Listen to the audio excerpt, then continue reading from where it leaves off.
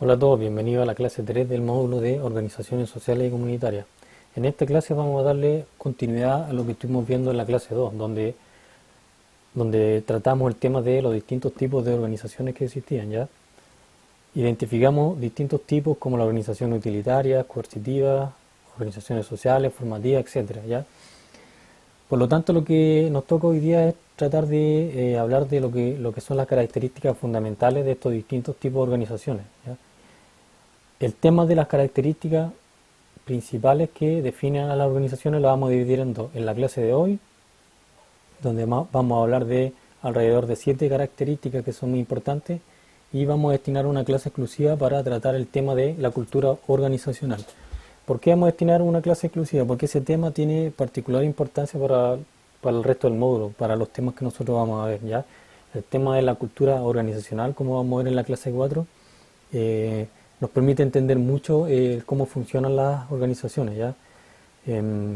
Cómo funcionan a partir de su conformación interna y cómo se ven también modificadas por el medio, por la sociedad, por otras organizaciones, etcétera, ¿ya? Entonces, el objetivo de la clase de hoy es el mismo que la clase 2, es entender la naturaleza de las entidades sociales denominadas organizaciones desde la perspectiva de la sociología, ¿ya? Objetivo específico para la clase de hoy, conocer las principales características formales de las organizaciones. Y el segundo objetivo específico es reconocer la importancia que tienen estas distintas características que definen a las organizaciones. Comencemos. Entonces, dijimos que íbamos a ver hoy 7 características importantes que comparten todas las organizaciones independientes del tipo del cual se trate, ¿ya? La característica más básica de todas es que las organizaciones existen para cumplir propósitos determinados, algún objetivo que está previamente definido, ¿ya? Tal como nosotros vimos en el módulo de sociología aplicada, ¿ya? Si ustedes recuerdan, todo este tema también lo tratamos en ese módulo. Dijimos que una de las características básicas de todas las organizaciones es que estaban hechas las organizaciones para cumplir algún objetivo, alguna meta o algún fin, algún propósito en definitiva, ¿ya? Por lo tanto, el cumplimiento de objetivos, de metas o de fines es la razón de ser de las organizaciones, ¿ya? Las organizaciones no se originan, no existen por diversión, por decirlo de alguna manera, ¿ya? Existen con un propósito determinado y ese propósito determinado es cumplir algún objetivo, alguna meta, algún fin. Y esa meta o ese fin va a variar dependiendo del tipo de organización de la cual se trate, ¿ya? Esto tiene que ver mucho con el tema de los tipos de organizaciones, ¿ya? Los tipos de organizaciones, cuando nosotros hablamos de organizaciones formativas, educativas, por ejemplo, ya ahí estamos hablando de organizaciones que tienen como objetivo educar a las personas o entregarle una formación, etcétera. Ya en el caso de las organizaciones sociales también vamos a tener muchos distintos tipos de objetivos específicos. Ya las juntas de vecinos tienen un objetivo que es determinado, los partidos políticos tienen otro objetivo también que es en teoría determinado. Todos son objetivos sociales, digamos, pero obviamente va a cambiar de un caso a otro, ¿ya? En el caso de la organización utilitaria también, las empresas principalmente, ¿ya? Todas comparten el objetivo de generar beneficios para sus dueños y para sus empleados. Pero obviamente el objetivo de una empresa del retail no va a ser el mismo objetivo que una empresa del área industrial o de producción del cobre o una empresa eléctrica, ¿ya? Una empresa relacionada con servicios gastronómicos, etcétera, ¿ya?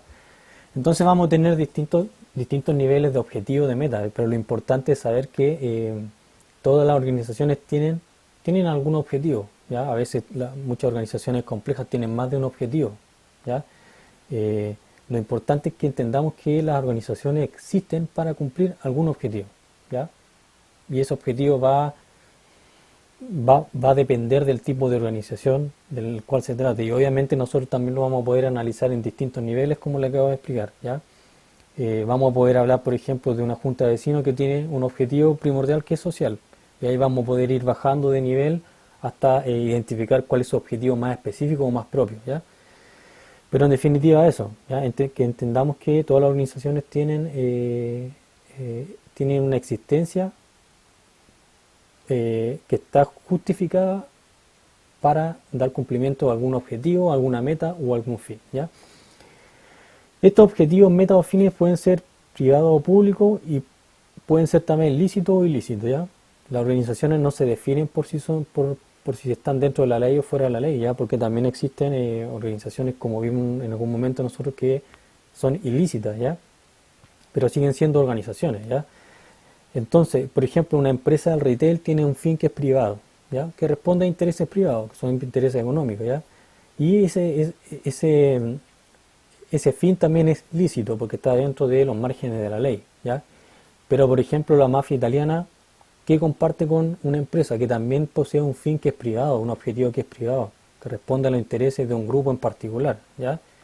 La diferencia es que ese fin es ilícito, ya está fuera de los márgenes de la ley o lo que determina la ley de un territorio determinado.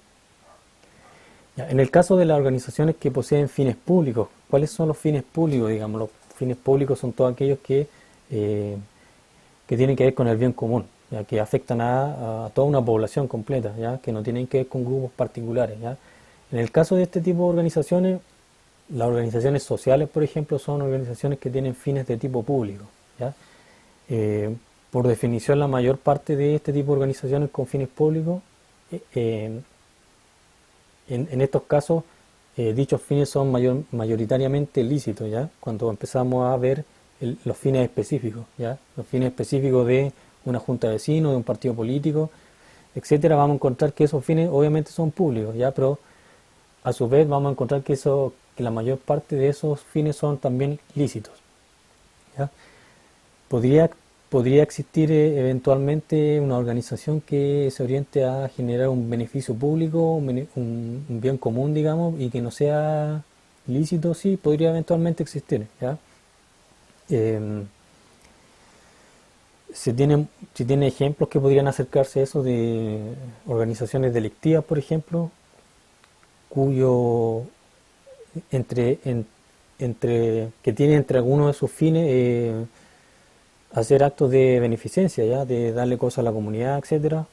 Eh, un ejemplo como eso podría adecuarse o acercarse a lo que estamos hablando, ya de una organización que tiene algún tipo de fin que es público, que trata de atender, o tal vez no público, pero trata de atender el bien común, ¿ya? Trata de entregar algún beneficio positivo para la sociedad, ¿ya? Eh, pero sería ilícito, digamos, en ese caso, porque estaría fuera de los márgenes de la ley, ¿ya? Estaría siendo desarrollado por una organización que es delictiva, ¿ya? Pero esos casos son muy rebuscados, digamos, y en la mayor parte de las circunstancias, las organizaciones que poseen fines de tipo público estos fines van a ser mayoritariamente lícitos, ¿ya? Bueno, o sea, van a ser legales, ¿ya? Los objetivos que tienen las organizaciones todas están definidos de manera racional, ¿ya? Es decir, que están definidos de manera clara, formal e intencionada, ¿ya? Las organizaciones persiguen metas que son pensadas de manera intencionada, no es por casualidad, digamos, ¿ya? Cuando se crea una organización, que puede ir desde una empresa hasta una junta de vecinos, se crea con una intención, ¿ya? Con una intención determinada, con la intención de cumplir determinado propósito, determinada meta, determinado objetivo, ¿ya? Y esto queda siempre definido de manera clara, ¿ya? Las juntas de vecinos tienen una existencia que responde a un fin que es más o menos claro, ¿ya? Las juntas de vecinos no se dedican a la generación de beneficio económico para sus miembros, porque ese no es su fin, ¿ya? Tampoco el fin de la junta de vecinos queda en el aire o es ambiguo, ya está bien definido, ¿ya? Y es formal también porque eh, la mayoría de las organizaciones, dejando fuera obviamente lo que son las organizaciones de tipo ilícita, la mayor parte de las organizaciones que están dentro de la ley eh, fijan su existencia a partir de documentos, ¿ya? De, de los procesos formales que define la legislación respectiva de cada país, ¿ya? La escritura, como se dice muchas veces, ¿ya? Una empresa tiene una escritura donde aparece su RUT, su nombre social, etcétera, ¿ya? Eso significa que el objetivo ahí donde dice la razón social generalmente, o el rubro, mejor dicho, ahí se define cuál va a ser el objetivo o el fin al que responde una empresa, ¿ya? En el caso de una organización social como una junta de vecinos o un partido político, lo mismo, ¿ya? También tienen estatutos donde aparece señalado cuál es su propósito, para qué está hecho, para qué se creó la junta de vecinos o el partido político, ¿ya? Entonces, objetivos, metas o fines definidos racionalmente, la primera característica importante de las organizaciones. Veamos la segunda característica, planificación, ¿ya? Para que las organizaciones, las distintas organizaciones puedan cumplir con sus objetivos, sus metas, sus fines, necesitan definir de antemano y de manera relativamente ordenada el desarrollo de sus distintas actividades, ¿ya? Porque las organizaciones para cumplir estas metas necesitan desarrollar distintas actividades, ¿ya? Y también definir la manera cómo se va a hacer, cómo se van a desarrollar estas actividades, ¿ya? Pero eso lo tienen que definir de manera anticipada, de antemano, no en el momento en que se va a hacer, ¿ya? No en el momento en que se va a hacer, se tiene que definir de antemano. De antemano se tiene que estipular qué tipo de actividades se van a desarrollar, cómo se van a hacer, con qué se va a hacer, quiénes lo van a hacer, etcétera, ¿ya? Ese proceso que estamos mencionando se llama planificación. Planificar significa definir algo, generalmente una acción, o un conjunto de acciones complejas de manera anticipada, antes que se hagan, antes que se desarrollen o se lleven a cabo, ¿ya? Entonces, esta definición anticipada y organizada, es decir, ordenada, ¿ya? No basta solamente con definir las cosas de antemano, sino también hay que hacerlo de manera ordenada, de manera racional, ¿ya? En base a alguna metodología, algún método, alguna estrategia, ¿ya? Entonces, este proceso de definir anticipadamente y de manera ordenada lo que se hará, cómo se hará y con qué se hará, es lo que se denomina lo que nosotros vamos a llamar planificación, ¿ya? Por eso que cuando nosotros planificamos algo que vamos a hacer, lo definimos de antemano, ¿ya? Y lo definimos de una manera que es relativamente ordenada, ¿ya? En las organizaciones se da lo mismo. Obviamente con grados de racionalidad mucho mayores, ¿ya? Y dependiendo también del tipo de organización de la cual se trate. ¿Y cuál es el objetivo, cuál es el propósito de que exista la planificación dentro de las organizaciones? ¿Ya? El propósito más evidente es poder cumplir con los objetivos que tiene la organización, ¿ya? Pero de manera más específica, ¿para qué se planifica lo que va a hacer una organización? ¿Cómo lo va a hacer? ¿Con qué se va a hacer?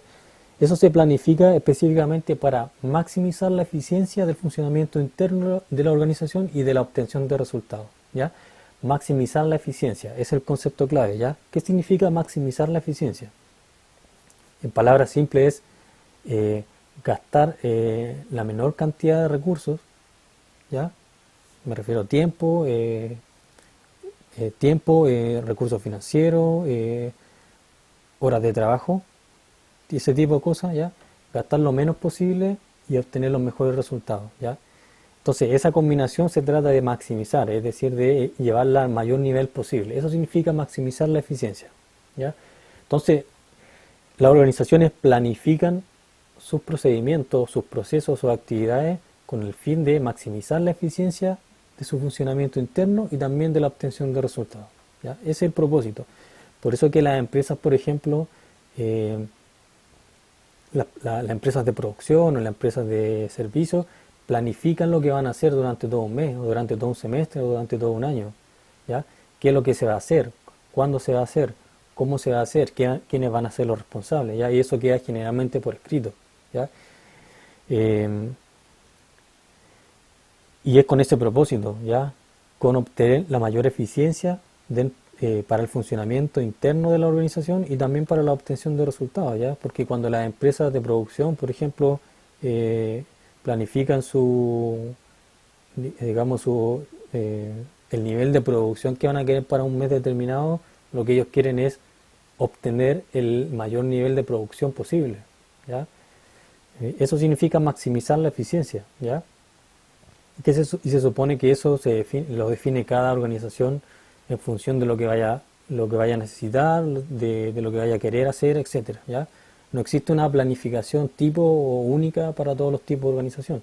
Va a depender del tipo de organización de la cual se trate, de cuáles son sus objetivos específicos, cuáles son sus metas a corto plazo, cuáles son sus metas a mediano plazo, etcétera, ¿ya? Cuáles son sus recursos, también la disposición de recursos que tiene una organización también define el tipo de planificación que se va a hacer, ¿ya? Si yo tengo una organización pequeña con pocos recursos, voy a planificar en función de esos recursos que tengo, ¿ya? Si tengo más recursos, voy a poder hacer probablemente una mejor planificación, ¿ya? Y voy a poder obtener mejores resultados, ¿ya? Entonces planificar no significa necesariamente lograr la perfección, significa definir cómo voy a hacer las cosas en función de lo que yo tengo, ¿ya? De manera anticipada y ordenada, esa es la clave, ¿ya? Y obviamente, aparte de esto de maximizar la eficiencia que yo le estaba hablando, la planificación también se realiza para reducir lo más posible la improvisación, ¿ya? Porque sin planificación, las cosas dentro de la organización, los procesos, los procedimientos, las acciones, se realizarían en el momento en que habría que hacerlas, y eso es improvisar, ¿ya? Y obviamente las organizaciones no pueden funcionar predominantemente en base a la improvisación, ¿ya? Tienen que funcionar predominantemente en base a la planificación, que es lo contrario a la improvisación, ¿ya? Planificación es lo contrario a improvisación, eso es lo que trato de decir, ¿ya? Y también, ¿para qué se hace? ¿Para qué se planifica? Para reducir lo más posible los problemas derivados de las situaciones no previstas o de las situaciones imprevistas, ¿ya? Todas las organizaciones tienen que en algún momento enfrentarse a situaciones que no fueron previstas, ¿ya? No fueron previstas. Y la planificación que realizan esas organizaciones de sus actividades permite muchas veces reducir el impacto de estas situaciones no previstas, ¿ya? Porque si los recursos, por ejemplo, están bien distribuidos, los tiempos dentro de los cuales se desarrollan determinadas actividades están bien distribuidos también, eso va a reducir el margen de impacto que podría tener una situación no prevista, como que se pierda una cantidad determinada de personal o que haya una merma en el tema de los recursos financieros, puede ser cientos de cosas, ¿ya? Y la planificación en parte, ya no totalmente, en parte permite reducir o amortizar el impacto que pueden tener estas situaciones no previstas, ¿ya? En definitiva, la planificación es una característica fundamental de todas las organizaciones, ¿ya? Obviamente que el nivel de planificación va a variar en función de la organización, ¿ya? Eso también lo dijimos, ¿ya? Y eso es importante tenerlo en cuenta, ¿ya?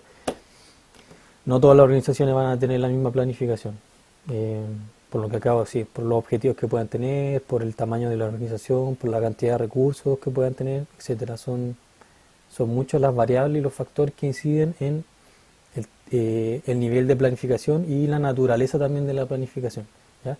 Lo que sí todos van a tener es que la característica básica de la planificación, que es definir anticipadamente y de manera ordenada lo que se va a hacer, ¿ya? Eso es lo único que es invariable, digamos. El resto de cosas es muy variable de una organización a otra, ¿ya? Sigamos.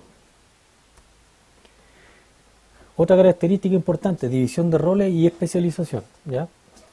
Todas las organizaciones requieren satisfacer distintas necesidades, ¿ya? Que están relacionadas con el funcionamiento mismo de la organización, ¿ya? ¿Y cómo hacen esto? ¿Ya? Esto lo hacen a través del establecimiento de una diversidad variable de tareas y funciones que son claramente diferenciables una de otra, ¿ya? Eso es lo primero que hacen todas las organizaciones, ¿ya? Saber qué necesitan, ¿ya? Qué necesidades tienen para su funcionamiento, y a partir de eso van a definir una cantidad y una diversidad variable de tareas y funciones para poder cumplir con esas necesidades o para poder satisfacer esas necesidades, ¿ya? Y la característica básica de estas tareas y funciones es que son claramente diferenciables unas de otras, ¿ya? Y esto lo podemos observar en todas las organizaciones. Cuando nosotros vemos una escuela, por ejemplo, nos vamos a dar cuenta que las tareas que desarrollan Los profesores son distintas las tareas que desarrollan el personal paradocente, el personal administrativo, el personal directivo, el personal de servicio, ya eh, son distinguibles, son diferenciables una de otra, ya. Incluso si nosotros vemos dentro de la plana docente, vamos a ver que también hay diferencias, ya, entre los que desarrollan una asignatura y los que desarrollan otra, ya. Los que están en un nivel de enseñanza y los que están en otro, ya. Ahí vemos lo que es la división de roles, ¿ya? Eso es la división de roles, ¿ya? Eh, una división en base a tareas y funciones que son claramente diferenciables unas de otras, ¿ya? Pero que tienen la característica también de ser complementarias entre sí, ¿ya? Todas estas funciones o estas tareas que se distinguen una de otra, a su vez son complementarias entre sí y también están orientadas hacia a un fin común, hacia un mismo fin, ¿ya? Porque, siguiendo con el ejemplo de la escuela, eh, la división de roles que existe entre docentes, paradocentes, administrativo, directivo, personal de servicio, etcétera, de esa división que existe, claro, se dedican a hacer cosas distintas, cumplen distintas funciones, ¿ya? Pero todas son complementarias entre sí, ¿ya? Todos necesitan, por ejemplo, de lo que haga en la plana directiva, ¿ya? Me refiero a que la organización en su conjunto requiere eso, porque sin eso no logra satisfacer necesidades importantes como son las funciones de dirección, ¿ya? ¿Qué decir de lo que son las funciones o las tareas propiamente docentes, ¿ya? La organización en su conjunto necesita de esas funciones para que la organización pueda cumplir con su propósito, ¿ya? También necesita de todo el personal de servicio, ¿ya? Eh, porque la organización, para poder desarrollar bien su propósito, que es formativo, educativo, necesita satisfacer necesidades que tal vez no son directamente educativas ni formativas, pero tienen que ver con el correcto funcionamiento de cualquier organización que presta un servicio de ese tipo, ¿ya? Que, que mantener las dependencias limpias, eh, mantener las dependencias en buen estado, etcétera, ¿ya? A eso me refiero con que están todas orientadas a un fin común, que en definitiva es el fin o el propósito o el objetivo que tiene la organización, ¿ya? Básicamente eso, ¿ya? Ahora, estas tareas y funciones deben ser desempeñadas por personas que se dediquen exclusivamente a cada una de ellas y de forma competente, ¿ya? Ahí estamos hablando de división de roles, pero más que nada de especialización, ¿ya? Es decir, que cada persona eh, tiene que dedicar, o sea, tiene que haber en realidad, tiene que haber personas destinadas a cumplir exclusivamente cada una de estas tareas, ¿ya? Nos sirve, por ejemplo, que una persona sea contratada como docente y a su vez se le contrate como personal del servicio, ¿ya? Eso no sería especialización. ¿Por qué? Porque esta persona tal vez podría estar capacitado para hacer ambas cosas, ¿ya? Pero eso le va a impedir que probablemente que cumpla bien con las dos tareas. Entonces el objetivo de la especialización es que em, es maximizar, utilizando de nuevo la palabra que ocupamos en la diapositiva anterior, es maximizar la eficiencia en el desempeño de una labor. Básicamente eso, por eso existe la especialización, ¿ya? La especialización en todas las áreas existe para que la tarea a la cual responde se haga lo mejor posible, con la mayor cantidad de conocimiento, la mejor inversión de energía, etcétera, ¿ya? Entonces, siguiendo el ejemplo que estaba dando, no serviría que se contraten personas para hacer em, más de una tarea compleja, digamos, ¿ya? Obviamente que todos los trabajos que existen hoy en día, a pesar de que son especializados, incluyen una diversidad de tareas específicas que son distintas, ¿ya? Pero no me refiero a eso, me refiero a tareas que son complejas en sí mismas y que em, requieren de personas que se especialicen en esas tareas, ¿ya? En otras palabras, para explicarlo de manera un poco más concreta, una empresa no puede contratar a alguien que sea ingeniero y que se dedique al tema de la arquitectura a la vez. A eso me refiero con tareas que son complejas, ¿ya? Del mismo modo que en el ejemplo de la escuela no conviene, no es racional contratar a una persona para que haga clase, y para que haga mantención al equipamiento o a la dependencia de la escuela, ¿ya? Por la razón que estoy diciendo, porque es necesaria la especialización. Entonces cada persona tiene que dedicarse en específico a una tarea compleja en particular, y esa tarea compleja va a ser impartir docencia o realizar el mantenimiento de las dependencias, ¿ya? Esa es la importancia de la especialización, ¿ya?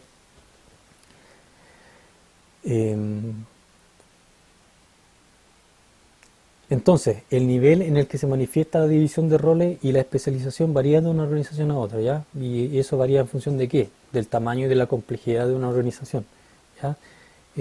Utilizando el mismo ejemplo que aparece aquí en la presentación. Si nosotros vemos, por ejemplo, un club deportivo amateur, ¿ya? Es probable que un club deportivo de barrio, pero a eso me refiero a un amateur, ¿ya?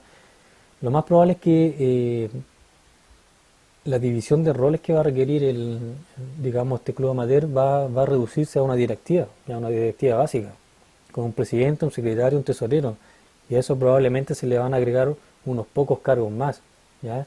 Como probablemente un encargado de mantener la cancha en buenas condiciones, puede haber alguien encargado ¿cómo se llama?, de los suministros, en la área administrativa probablemente, pero no va a ser mucho más que eso, ¿ya?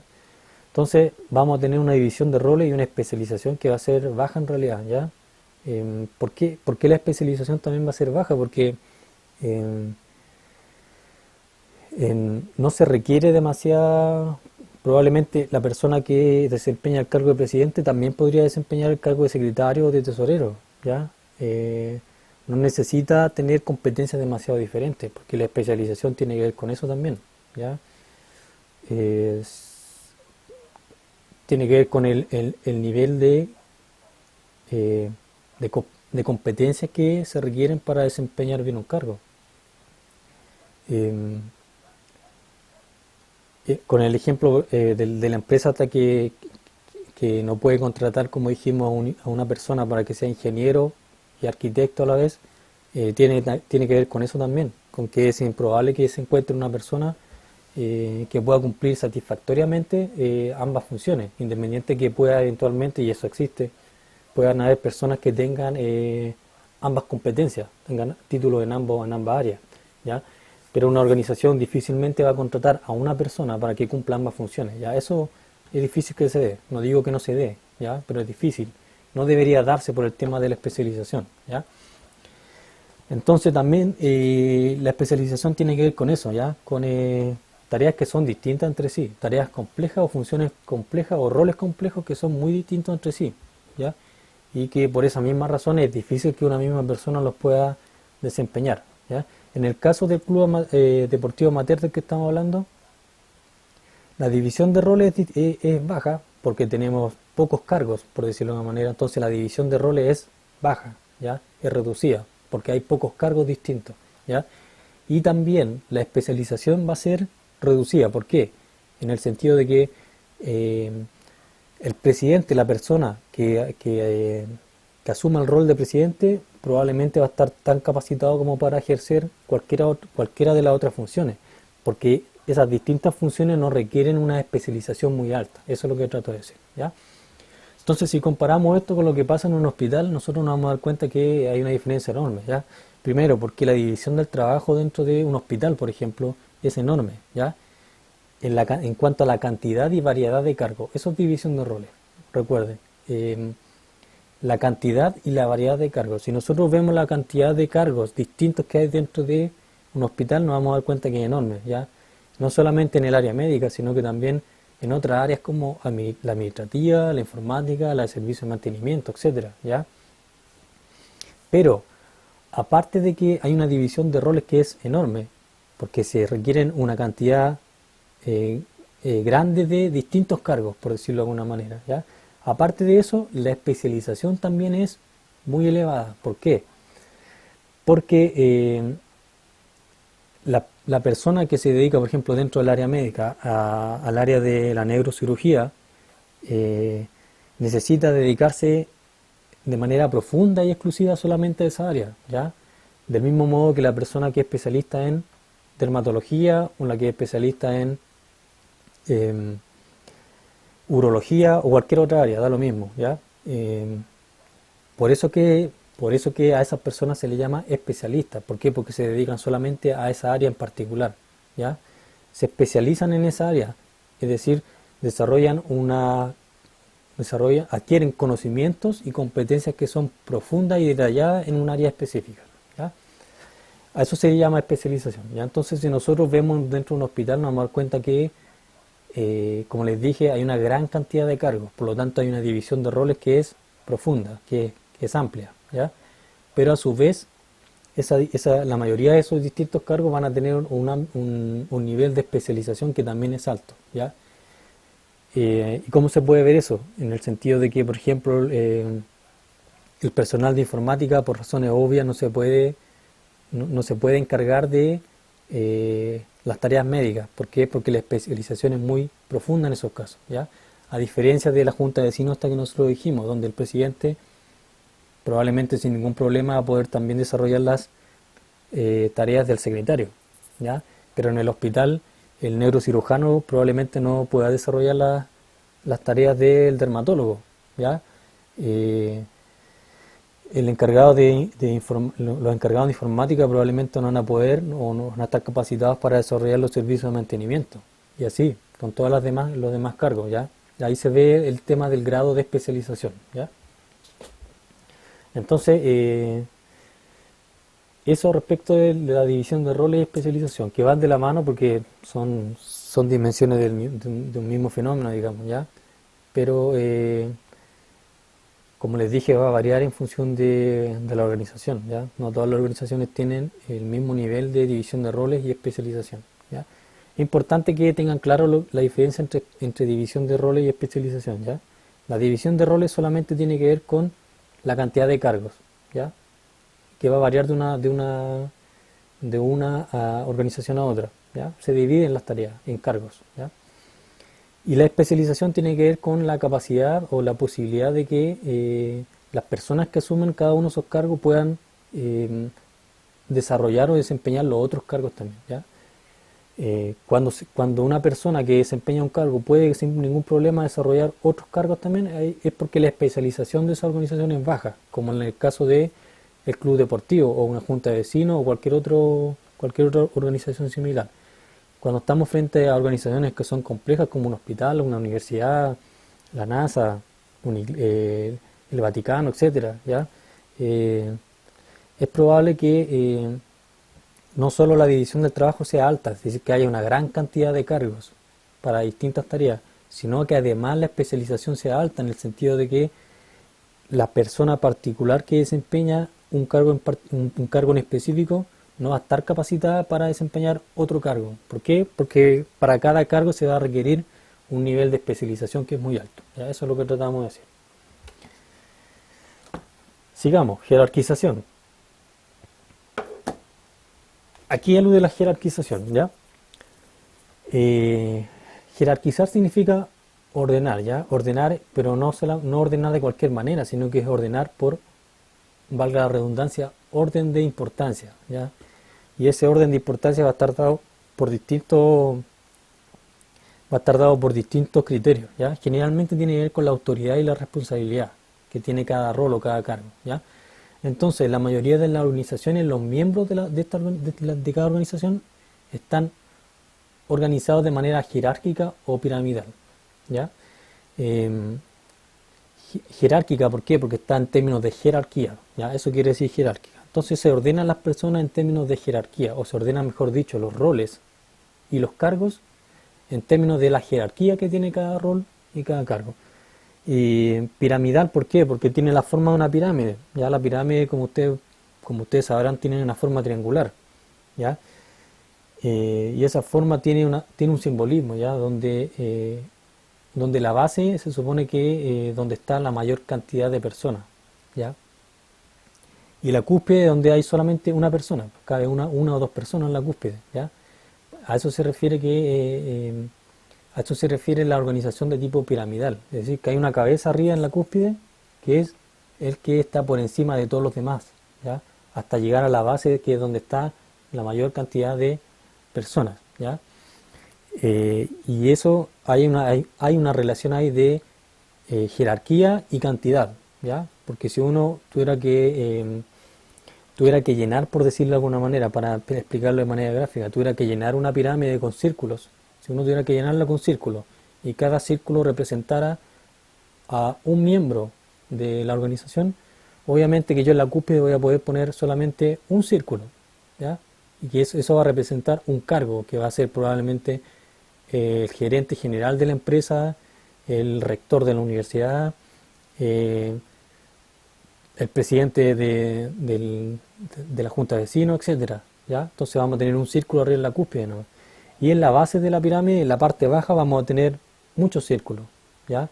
Y eso van a representar a roles que tienen la misma importancia, ¿ya? Si por ejemplo lo tuviéramos que llevar al caso de la universidad, en la base de la universidad estarían probablemente todos los estudiantes o todos los administrativos, dependiendo del área que yo quiera considerar. Si lo vemos, por ejemplo, dentro de una empresa de construcción, dentro de una empresa en construcción, probablemente de la pirámide, el círculo que nosotros vamos a poner dentro de esa pirámide, en la cúspide, que va a ser uno, como repito, va a ser el ingeniero en jefe de la obra, ¿ya? Y en la base vamos a tener a todos los jornales o todos los obreros, como se les llama, ¿ya? A eso me refiero con que hay una relación entre jerarquía y cantidad. ¿Por qué? Porque en la cúspide cabe solamente un cargo, un círculo. Y en la base es donde hay más, ¿ya? Por lo tanto, hay una relación, como se dice, inversamente proporcional entre la cantidad y la jerarquía, ¿ya? Hay pocos cargos de importancia, ¿ya? O mejor dicho, la importancia de los cargos, la importancia de los cargos está en relación inversa con la cantidad, ¿ya? No sé si se entiende eso, muy matemático tal vez, ¿ya? Los cargos más importantes, para explicarlo así, los cargos más importantes son pocos, ¿ya? Y los cargos menos importantes incluyen mayor cantidad de personas que lo ocupan. Eso en definitiva, ¿ya? Eso es lo que trato de decir, y eso lo podemos graficar a través de una pirámide. Por eso que se habla de estructura piramidal, ¿ya? Traté de explicarlo lo más gráficamente posible. Espero que se haya entendido bien, ¿ya?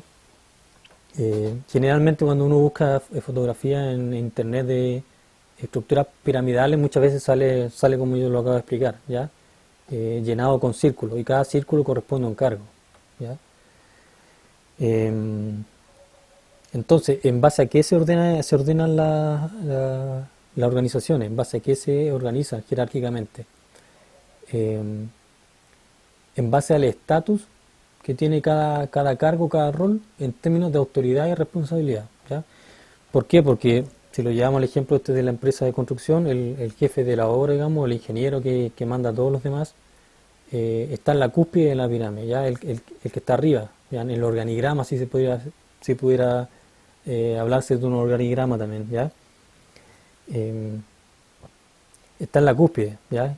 Y él está en la cúspide porque tiene un estatus más elevado, ¿ya? Y ese estatus más elevado está en función de su autoridad y también de su responsabilidad, ¿ya? Porque el jefe de la obra tiene más responsabilidad que el capataz, por decirlo de alguna manera, que está como en el centro, ¿ya? Que es como un mando medio. Y obviamente también tiene más autoridad, ¿ya? Y mientras más se baje en el organigrama o más se baje en la pirámide, digamos, menos autoridad va a haber y menos responsabilidades van a haber, ¿ya? En ese sentido se habla de roles de mayor importancia, ¿ya? No es porque la persona sea más importante que otra en términos de sus cualidades individuales, no tiene que ver con eso, tiene que ver con la importancia del rol, ¿ya? Y la importancia del rol tiene que ver con un estatus que está en función de la autoridad y la responsabilidad, como les dije, ¿ya? ¿Y por qué es importante que exista jerarquización dentro de las organizaciones? Por dos razones principalmente. Porque la jerarquización, es decir, que exista una, digamos que existan roles que sean más importantes que otros, que tengan más autoridad y más responsabilidad que otros, es importante porque es lo que permite que el trabajo de cada organización sea coordinado, o sea, tenga cierta coordinación y también sea dirigido racionalmente, ya no sea en base a la improvisación, sino que sea de manera eh, planificada, ¿ya? Que sea de manera planificada y de manera ordenada, ¿ya? Esa es la primera razón. Y lo otro es que también la jerarquización dentro de las organizaciones permiten que se mantenga el orden y también el apego a las normas, ¿ya? Eso es sumamente importante. Mantenimiento del orden y apego a las normas, eso también se logra a partir de la jerarquización, ¿ya? La jerarquización también varía de una organización a otra, ¿ya? Y podríamos decir que alcanza los mayores niveles dentro de lo que son las organizaciones utilitarias como las empresas, ¿ya? ¿Por qué? Porque en las empresas, por ejemplo, la eficiencia en el logro del objetivo es algo primordial. Ya las empresas funcionan para cumplir objetivos que son utilitarios, como dijimos en la clase anterior, ¿ya? Pero la evaluación de estos logros no es lo mismo, no es la misma evaluación que puede hacer, por ejemplo, un club de adulto mayor, ¿ya? En el caso de la empresa, los logros tienen que cumplirse de manera eficiente, ¿ya? Por lo tanto, en ese tipo de organizaciones, la jerarquización de los roles es muy importante porque eso es lo que permite que el trabajo se desarrolle de manera eficiente, de manera racional, ¿ya? Eh, por eso que en las empresas existen tantos cargos, ¿ya? Tantos departamentos, en las empresas complejas existen muchos cargos porque existe una cadena de mando, ¿ya? Y eso se supone, y digo se supone porque no siempre es así, y eso uno lo puede observar en empresas que tienen cargos inventados, etcétera.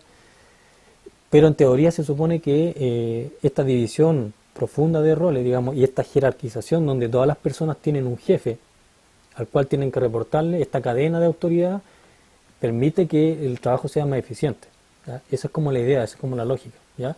Entonces, por eso que las empresas, debido a que tienen que lograr sus objetivos de manera eficiente, por eso es que existe una jerarquización tan marcada en su interior, ¿ya? Donde más se observa una jerarquización de los roles bien marcada, bien importante en las organizaciones formativas como las instituciones militares, por ejemplo. ¿Y por qué las instituciones militares?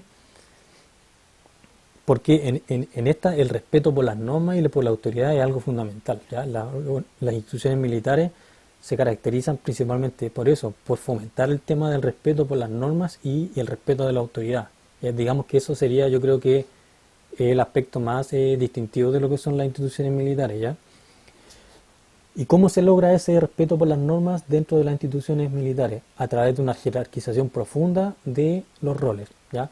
Por eso que dentro del ejército, de las Fuerzas Armadas, de Carabineros, etcétera, hay una cadena de mando, como se llama, que es infinita, infinita por exagerar, digamos, ya, pero es muy profunda, ¿ya? Porque tiene ese propósito, ¿ya? Tiene ese propósito de, a través de esa cadena de mando que es bien definida y bien rígida, a partir de eso se busca propiciar un respeto profundo por las normas y por la autoridad, ¿ya? Por eso que estas instituciones militares de las que yo le hablo tienen tanta jerarquía, porque esa jerarquía responde a algo, busca algo con eso, se busca algo con eso, ¿ya? En este caso, inculcar un respeto profundo por las normas, ¿ya? ¿Por qué? Porque un militar, digamos, un infante marino, un carabinero que sea indisciplinado, que no respete la autoridad, no respete las normas, no sirve, básicamente por eso, ¿ya? Por eso que existe tanta jerarquización, ¿ya? Sigamos. Impersonalidad. Dijimos nosotros que las organizaciones son el tipo más importante de grupos secundarios, ¿ya? Entonces, el tema de la impersonalidad lo tenemos que tratar de ver en comparación con lo que sucede en los grupos primarios, ¿ya? Los grupos primarios dijimos que eran los grupos donde se establecían lazos emocionales que eran cercanos, donde duraban toda la vida, muchas veces, etcétera, como la familia, dijimos, ¿ya? La familia, los grupos de amigos, ¿ya? Esos son los grupos primarios, ¿ya? A diferencia de de lo que sucede en los grupos primarios, en las organizaciones, en la mayor parte de las organizaciones, las normas están por sobre los deseos y caprichos personales, ¿ya? Digamos que, por ejemplo, en la familia o los grupos de amigos, también hay, sobre todo en la familia, también hay normas, etcétera, ¿ya? Pero pero hay un equilibrio entre lo que son las normas y también los deseos individuales de cada persona, ¿ya? La familia se orienta mucho a satisfacer necesidades que son personales, las necesidades de los hijos, del padre, de la mamá, del abuelo, etcétera, ¿ya? Muchas veces que son deseos o caprichos que no son racionales, pero las familias se orientan a satisfacer esos deseos, como cuando el niño pide algún juguete o el que está en edad de adolescencia em, quiere que le compre una moto, no sé, esos son deseos y caprichos personales, ¿ya? Eh, que las familias se orientan a satisfacerlos muchas veces, ¿ya? Ese tipo de ejemplos no pasa en las organizaciones, ¿ya? En las organizaciones, cuando uno es parte de una organización, la organización no está para satisfacer lo que cada miembro desea, ¿ya? Eh, Sino que lo que predomina por sobre los deseos personales son las normas, ¿ya? Y las normas, por definición, son algo impersonal, ¿ya? ¿Qué significa que sea algo impersonal? Lo impersonal es algo que va más allá de lo personal, por decirlo de alguna manera, ¿ya? Lo impersonal es lo que supera lo individual, ¿ya? Entonces, impersonal es lo contrario a personal, ¿ya? Lo personal es lo que tiene que ver con una persona en particular. Lo impersonal es lo que no tiene que ver con ninguna persona en particular, ¿ya? O que tiene que ver con muchas personas en particulares a la vez. Eso es lo impersonal, ¿ya? Y las normas, eh, por estar generalmente escritas, son impersonales. Por eso cuando dicen que las reglas aplican para todo, esa frase de que la misma regla aplican para todo, ahí estamos hablando de impersonalidad, ¿ya? Estamos diciendo que no se hacen excepciones con personas particulares, ¿ya? En ese sentido se habla de impersonalidad, ¿ya? ¿Y por qué es importante la impersonalidad dentro de las organizaciones? Porque fomenta o propicia el trato uniforme para todos los miembros de la organización, es decir, un trato igualitario para todos, ¿ya? Como también para las personas a quienes se dirigen las actividades de estas. Ya cuando hablamos de eso tiene que ver con las empresas, sobre todo de servicios, ¿ya? Eh, una cosa son los miembros de la empresa, ¿ya? Los miembros, quienes componen una empresa de servicios como, no sé, una empresa telefónica, por ejemplo. Los miembros son los trabajadores, los directivos, etcétera, ¿ya? Ellos son los miembros de la organización, ¿ya? Pero también están las personas a quienes se dirigen las actividades estas, que vendrían siendo los clientes, por ejemplo. Pero los clientes no son miembros de la organización, ¿ya? Pero para efectos de lo que estamos hablando nosotros, la impersonalidad fomenta un trato uniforme tanto para los miembros como para los clientes, en este caso en el ejemplo de una empresa telefónica, de telefonía, por ejemplo, servicios de internet, lo que sea, ¿ya? Entonces la impersonalidad lo que hace es propiciar la eliminación de diferencias que se puedan hacer en base a variables sociales o individuales. Esto lo general, obviamente, en casos concretos no siempre se da así, ¿ya?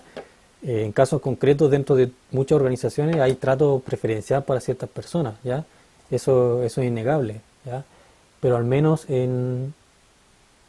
por definición, o lo que pasa en la mayor parte de los casos es que lo que predomina dentro de las organizaciones es la impersonalidad, ¿ya? Pero insisto, eso no quiere decir que en todos los casos sea así. Tenemos miles de ejemplos donde existe trato desigual dentro de una organización por distintas características, ¿ya? Porque sea amigo del jefe, porque sea, sea familiar del jefe, em, incluso por variables sociales como un mejor estatus socioeconómico, etcétera, ¿ya? Se recibe un trato que es personal, ya no impersonal, ¿ya? Pero obviamente que esos son los casos menores, ¿ya? En el grueso de los casos, en la mayoría de los casos, lo que predomina en la mayoría de las organizaciones es la impersonalidad. ¿Y qué es lo que fomenta, perdón, qué es lo que permite que exista la impersonalidad? Las normas principalmente, ¿ya? La existencia de normas escritas es lo que propicia que exista impersonalidad, ¿ya? Porque si no existieran normas sería difícil tratar a todas las personas de una misma manera, ¿ya? Entonces la existencia de normas de distinto tipo, ¿ya? De comportamiento, de vestimenta, etcétera, es lo que permite que que pueda existir la impersonalidad dentro de las organizaciones, ¿ya? Eh, y la impersonalidad a su vez lo que permite es que se pueda tratar a todos de una misma manera, ¿ya? O relativamente de una misma manera, un trato uniforme, ¿ya? Y es por esto que existen, por ejemplo, tal como sale aquí, las vestimentas estandarizadas en las empresas, las escuelas y las cárceles, por ejemplo, ¿ya? Por eso que los niños van a la escuela con uniforme, ¿ya? Porque ahí se está aplicando el principio de impersonalidad, es decir, todos son iguales, ¿ya? Las normas aplican para todos. No se va a dar un trato preferencial o personal a nadie, ¿ya? Por lo tanto, todos se visten igual para eliminar la individualidad, ¿ya? Y hacer sobresalir lo que es impersonal, ¿ya? En las cárceles lo mismo y en las empresas también, ¿ya? En las empresas también, en muchas empresas, no en todo obviamente, ¿ya? En muchas empresas existe un uniforme que es corporativo, ¿ya? O a veces no es corporativo, pero se vista todos iguales eh, para que la imagen externa sea de un trato impersonal para todos, ¿ya? Y eso lo podemos aplicar a todos los tipos de organizaciones en un nivel mayor o menor, ¿ya? Em, pero se da, ¿ya? Incluso en organizaciones que son más simples, como no sé, un club de adultos mayores, etcétera, se supone que el presidente del club de adultos mayores debería tratar a todos sus miembros de la misma forma, ¿ya? Y si existen normas, se aplican para todos, ¿ya? Eso básicamente. Sigamos, formalidad, formalidad, ¿ya? Ya, la formalidad tiene que ver con, en este caso, con la interacción y la comunicación estructurada, ¿ya? Eso significa formalidad, estructurada, ¿ya? Y de nuevo tenemos que establecer la diferencia que hay entre los grupos primarios y los grupos secundarios como las organizaciones, ¿ya? En los grupos primarios lo que predomina es lo informal, en los grupos de amigos predomina lo informal, ¿ya? Se da una comunicación que es principalmente oral, ¿ya? Nadie se intercambia memorándum o reglamentos escritos con los amigos, ¿ya? En la familia tampoco existe un decálogo de cómo se tiene que comportar cada uno, ¿ya? Todo eso se establece de manera oral, ¿ya? Y otra característica es que la interacción y la comunicación es espontánea, es como va surgiendo, ¿ya?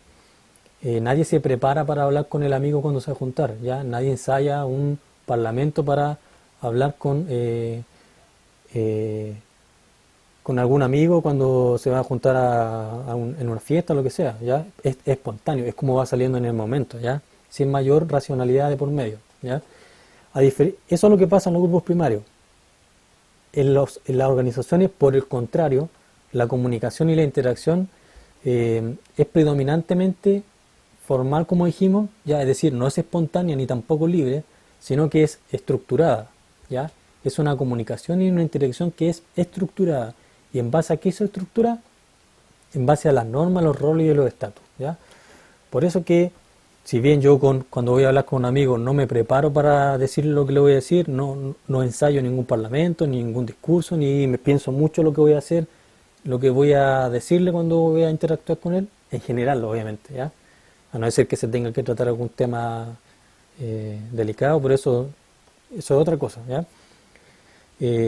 A diferencia de eso, yo cuando tengo que hablar con mi jefe, por ejemplo, para pedirle lo que sea, ¿ya? Para pedirle un aumento de sueldo, para pedirle que no me dé tanto trabajo, para pedirle un permiso, etcétera, ¿ya? Yo ahí no voy a improvisar en general, pues las personas no van a improvisar, sino que tienen algún tipo de preparación previa, ¿ya? Y además, la interacción y comunicación que se da ahí está estructurada en base a las normas que existen en la empresa, al rol que tengo yo, al rol que tiene mi jefe y también a la distinta posición que tenemos ambos, la posición de autoridad o el estatus. Mi jefe tiene mayor autoridad que yo, entonces yo me tengo que dirigir a él de una manera determinada, ¿ya? Eso significa formalidad, ¿ya? Eso significa formalidad. Todo lo contrario a lo espontáneo y a lo libre, ¿ya? La formalidad tiene que ver con la estructuración de la comunicación y la interacción. ¿Y cómo se estructura eso? En base a lo que le acabo de decir, a las normas, los roles y a los estatus principalmente, ¿ya? Entonces, si bien la comunicación oral, estructurada, obviamente, es utilizada de manera amplia dentro de las organizaciones, ¿ya? El tema de la formalidad se observa con mayor evidencia, digamos, en el uso extendido de la comunicación escrita y la definición y uso de documentos, procedimientos y protocolos estandarizados, ¿ya? Lo explico de otra forma. La comunicación oral estructurada que se da dentro de las organizaciones, obviamente que es un signo de formalidad, ¿sí? Está claro eso, ¿ya? Eh, pero lo que más, digamos, si hay algo que marca más la formalidad dentro de las organizaciones es que exista un uso extendido, masivo de comunicación escrita, ¿ya? En términos de la definición y uso de procedimientos escritos, protocolos, documentos normativos, etcétera, ¿ya? Eso marca mucho más el carácter formal dentro de una organización, ¿ya? Sin que la comunicación oral estructurada, obviamente, deje de ser importante, porque también es importante en términos de la formalidad, ¿ya? Eso respecto a la formalidad. Y creo que vamos a lo último, ¿ya? Con esto terminamos.